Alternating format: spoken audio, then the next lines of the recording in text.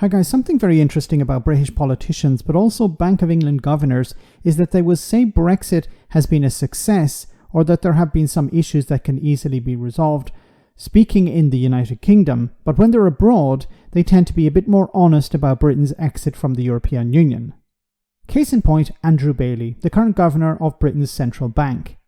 He was speaking to an audience in Dublin where he was uncharacteristically frank about the negative consequences for the UK economy being outside the single market. Have a listen to this. Take no position on Brexit per se. That was a decision rightly for the people of the UK. It has led to a reduction in the openness of the UK economy, though over time new trading relationships around the world should, and I expect will, be established. But to do that, of course, requires a commitment to openness and free trade. So to sum up this part of the story, we've moved from a state of affairs where the orthodoxy was to open up the world economy, to increase trade flows and increase the flows of finance to support this trade. And in doing so, yes, there was an increase in interlinkages and dependancies around the world economy. And some of those interlinkages turned out to be less resilient than we had expected. Really, Sherlock Holmes, they turned out to be less resilient than we expected. Well, what were you expecting? What did you actually believe was going to happen when the UK left the single market, left the European Union, put up barriers to trade between it and its biggest partners? What did you expect was going to happen?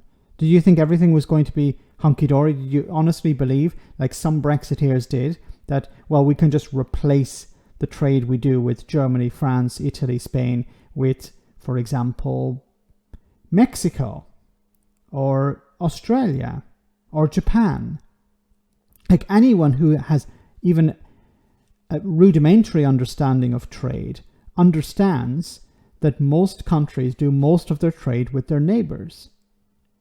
And Brexiteers were saying, no, we want to put up barriers to trade with our neighbours, and we want to replace that loss in trade with countries around the world. Now he's talking here, of course, about openness to trade, but the issue really is not openness to trade, which is nonsensical, because why would you be open to trade but open also to trade barriers? It's nonsensical.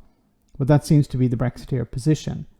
We want trade, but we don't want trade with our neighbours.